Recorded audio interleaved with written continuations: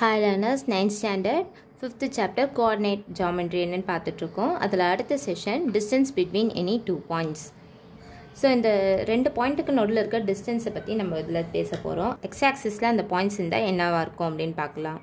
If two points lies on the x-axis, then the distance between them is equal to the difference between the x coordinates.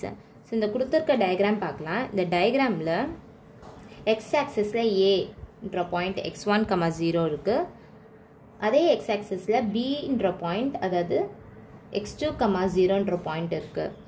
இப்போ இந்த ரெண்டு பாயிண்ட்டுக்கான distance என்னவாக இருக்கும் அப்படின்னா, the distance of b from a is ஏலேருந்து பிக்கான distance என்ன அப்படின்னு நம்ம எப்படி கண்டுபிடிக்கணும்னா, ab equal to ob minus oa which is equal to x2 minus x1 if x2 is greater than x1. அதாவது OB minus Oயோட வேல்யூ என்னென்னா x2 minus x1ன்னு வரும்.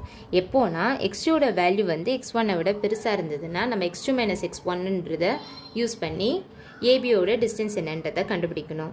சப்போஸ் x1 பெருசாக இருந்தது x2ஐ விட அப்படின்னா x1 minus x2 யூஸ் பண்ணி நம்ம ஏபியோட டிஸ்டன்ஸ் வந்து கண்டுபிடிக்கணும். ஸோ ஜென்ரலாக நம்ம என்ன சொல்கிறோம்னா, AB is equal to modulus of x2 minus x1. இந்த ஃபார்முலா யூஸ் பண்ணோன்னா நம்ம ஏபி அப்படின்ற ரெண்டு பாயிண்ட் எக்ஸ் ஆக்சிஸில் இருந்ததுன்னா அந்த ரெண்டு பாயிண்ட்டுக்கான டிஸ்டன்ஸை நம்ம கண்டுபிடிக்கலாம். இப்போ இதே மாதிரி ஒய் ஆக்சிஸில் ரெண்டு பாயிண்ட் இருக்குது அப்படின்னா அதை வந்து நம்ம எப்படி வந்து அந்த ரெண்டு பாயிண்ட்டுக்கு நடுவில் இருக்க டிஸ்டன்ஸ் எப்படி கண்டுபிடிக்கலான்னு பார்க்கலாம். அப்போது the distance q from p is, so Y ஆக்சிஸில் pன்ற ஒரு பாயிண்ட் இருக்குது 0,y1, qன்ற இன்னொரு பாயிண்ட் இருக்குது 0,y2. இப்போ இந்த ரெண்டு பாயிண்ட்டுக்கும் நடுவில் இருக்க டிஸ்டன்ஸ் எப்படி கண்டுபிடிக்கலாம்னா, pq equal to oq minus op which is equal to y2 minus y1 if y2 is greater than y1. அதாவது y2 minus y1ன்ற ஃபார்முலாவை வந்து யூஸ் பண்ணி நம்ம கண்டுபிடிக்கலாம். எப்போனா y2 வந்து y1ஐ விட பெரிய வேல்யூவாக இருந்ததுன்னா. அதுவே வந்து y1 minus y2ன்னு யூஸ் பண்ணோம் எப்போனா y1ஓட வேல்யூ y2ஐ விட பெருசாக இருந்ததுன்னா. ஸோ ஜென்ரலாக நம்ம எப்படி சொல்லலாம்னா, pq equal to modulus of y2 minus y1. The distance between two points lying on a line parallel to the coordinate axis. இப்போ கொடுத்துருக்க இந்த டயக்ராம் பார்க்கலாம். இந்த டயக்ராமில் பார்த்தோன்னா AB அப்படின்னு ரெண்டு பாயிண்ட் இருக்குது, x1 y1 x2 y2ன்னு. ஸோ இந்த ரெண்டு பாயிண்ட்டுக்கு இருக்க டிஸ்டன்ஸை நம்ம கண்டுபிடிக்கணும் அப்படின்னா அதை எப்படி கண்டுபிடிக்கலாம்னா, PQ அப்படின்ற ரெண்டு பாயிண்ட் இருக்கு இல்லையா, அந்த பாயிண்ட்டுக்கான டிஸ்டன்ஸே தான் AB அப்படின்ற பாயிண்ட்ஸுக்கு நடுவில் இருக்க distance. So, distance between AB equal to distance between PQ which is equal to x2 minus x1. இது வந்து x coordinatesல. இதுவே வந்து y axisல இருக்கு அப்படின்னா, அடுத்த இமேஜ் பார்க்கலாம். இதுலேயும் பார்த்தோன்னா y axisல PQ அப்படின்ற ரெண்டு பாயிண்ட் இருக்கு, அப்புறம் AB அப்படின்ற ரெண்டு பாயிண்ட் இருக்கு. இப்போ நம்ம ABயோட டிஸ்டன்ஸ் என்னன்னு கண்டுபிடிக்கணும்னா நம்ம PQயோட டிஸ்டன்ஸ் யூஸ் பண்ணி ABயோட டிஸ்டன்ஸ் என்னன்றதை கண்டுபிடிச்சிடலாம். அதாவது distance AB is equal to modulus of y2 minus y1. Distance between the two points on a plane. So ஒரு பிளேன் இருக்கு. இதில் let P of x1, y1 and Q of x2, y2 be two points in a Cartesian plane at a distance d apart such that d is equal to PQ. இந்த டயக்ராமில் பார்க்கலாம். இந்த point இருக்குது PQன்னு. Pன்ற point என்னென்னா x1, y1, Qன்ற point என்னென்னா x2, y2. இப்போ இந்த ரெண்டு பாயிண்ட்டுக்கும் நடுவில் இருக்க டிஸ்டன்ஸை தான் நம்ம D அப்படின்னு டினோட் பண்ணுறோம். So PQ equal to D.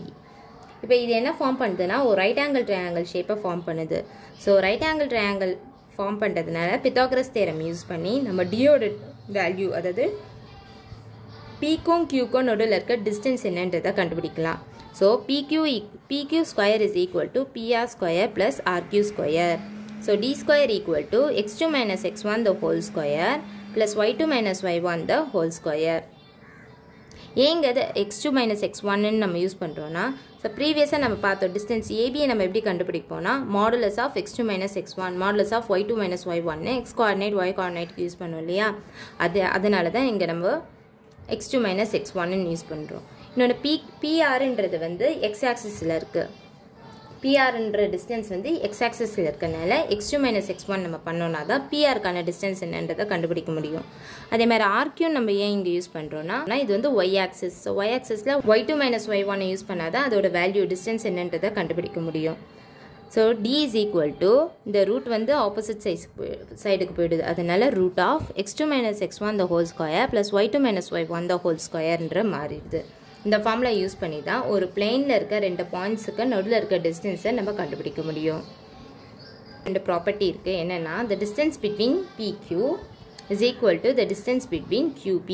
So PQக்கு நம்ம என்ன வேல்யூ கண்டுபிடிக்கிறோமோ அதே தான் QPக்கும் வரும். Pலேருந்து Qக்கு நம்ம மெஷர் பண்ணும்போது என்ன டிஸ்டன்ஸ் வருதோ அதே தான் Qலேருந்து Pயை நம்ம மெஷர் பண்ணும்போது வரும். அதுதான் root of x2 minus x1 the whole square plus y2 minus y1 the whole square equal to root of x1 minus x2 the whole square plus y1 minus y2 the whole square னு எழுதியிருக்கோம். So second condition, the distance between a point x1 comma y1 and origin O of 0 comma 0 is OP equal to root of x1 square plus y1 square. இப்போ வந்து நம்ம வந்து X ஆக்சிஸ்லேயோ Y ஆக்சிஸ்லேயோ வந்து points இருக்குது அப்படின்னு சொல்லி பேசணும். இதுவே வந்து ஒரு பாயிண்ட் இருக்குது x1 கமா y1ன்னு.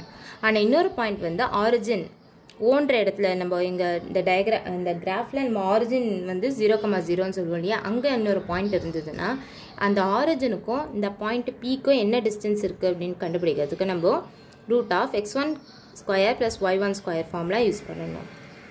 இப்போ டிஸ்டன்ஸ்க்கான மற்ற ப்ராப்பர்ட்டி என்னன்னு பார்க்கலாம். Distance a, b is equal to 0. So distance 2 point ஏக்கும் பிக்கும் இருக்க டிஸ்டன்ஸ் வந்து 0ன்னு நம்ம சொல்லுவோம். எப்போ சொல்லுவோம்னா a and b denote identical points. அதாவது ஏவும் பியோட வேல்யூவும் சேமாக இருந்ததுன்னா அதுக்கான டிஸ்டன்ஸ் வந்து 0. அடுத்தது distance a, b is greater than 0. அதாவது நம்ம 0 விட அதிகமாக தான் இருக்கும் ஏக்கும் பிக்கும் நடுவில் இருக்க டிஸ்டன்ஸ் அப்படின்னு எப்போ சொல்லுவோம்னா ஃபார் 0 தவிர்த்து வேறு என்ன ஒரு வேல்யூவாக இருந்தாலும் நம்ம ஏபியோட வேல்யூ வந்து கிரேட்டராக இருக்கும் 0 விட அப்படின்னு சொல்லுவோம். அடுத்தது distance a, b plus distance b, c. So மூணு பாயிண்ட்ஸ் இருக்குது, a, b, c அப்படின்னு இருக்குது. ஸோ இதில் டிஸ்டன்ஸ் ஏபியையும் டிஸ்டன்ஸ் பிசியையும் நம்ம ஆட் பண்ணுறோன்னா அந்த ஆட் பண்ண வர வேல்யூ வந்து டிஸ்டன்ஸ் ஏசியோட கிரேட்டராக இருக்கணும். அப்படி கிரேட்டராக இருந்ததுன்னா ஒரு ட்ரையாங்கிளை ஃபார்ம் பண்ணணும். அடுத்தது டிஸ்டன்ஸ் ஏபியையும் டிஸ்டன்ஸ் பிசியும் நம்ம ஆட் பண்ணி அது டிஸ்டன்ஸ் டிஸ்டன்ஸ் ஏசிக்கு ஈக்குவலாக வந்ததுன்னா இந்த 3 பாயிண்ட்டுமே வந்து ட்ரையாங்கிளை ஃபார்ம் பண்ணாது. அதாவது இந்த 3 பாயிண்ட்டுமே கொலினியர் பாயிண்ட்ஸ் அப்படின்னு நம்ம கன்க்ளூட் பண்ணணும். இப்போ சப்போஸ் வந்து ஏபிக்கான டிஸ்டன்ஸையும் பிசிக்கான டிஸ்டன்ஸையும் ஸ்கொயர் பண்ணிவிட்டு நம்ம ஆட் பண்ணுறோம். அது வந்து டிஸ்டன்ஸ் ஏசி ஸ்கொயருக்கு ஈக்குவலாக வந்துச்சுன்னா இந்த 3 பாயிண்ட்டுமே ஒரு ரைட் ஆங்கிள் ட்ரையாங்கிளோடைய வெர்டிசஸாக இருக்கும் அப்படின்னு சொல்லி கொடுத்துருக்காங்க. எக்ஸசைஸ் 5.2க்கான சொல்யூஷனை நம்ம நெக்ஸ்ட் வீடியோவில் பார்க்கலாம். தேங்க்யூ.